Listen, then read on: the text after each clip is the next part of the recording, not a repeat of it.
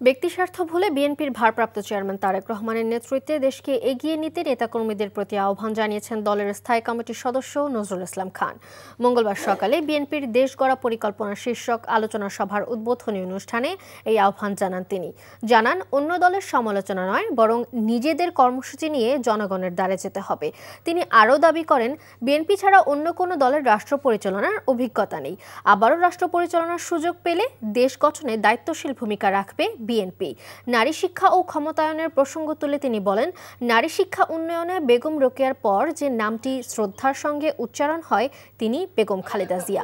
অনুষ্ঠানে বিএনপির সিনিয়র যুগ্ম মহাসচিব রুহুল কবির রিজভী বলেন, ক্ষমতায় গেলে দুর্নীতির বিরুদ্ধে যুদ্ধ ঘোষণা করবে বিএনপি।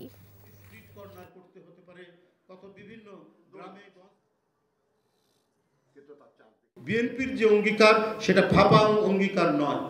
বিএনপির নেতৃত্ব ভারপ্রাপ্ত চেয়ারম্যান যে অঙ্গীকারগুলো করেছেন সেই অঙ্গীকার আমাদের আর্থিক সক্ষমতার মধ্যে সেই অঙ্গীকারগুলো পূরণ করা সম্ভব।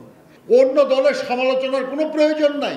আমাদের নিজেদের পক্ষে এত বেশি কথা আছে যে সেটা বলারই তো সময় পাওয়া যায় না। আপনি অন্য সমালোচনা করবেন কখন? সবচেয়ে জটিল, সবচেয়ে মূল্যবান যন্ত্র হলো রাষ্ট্রযন্ত্র।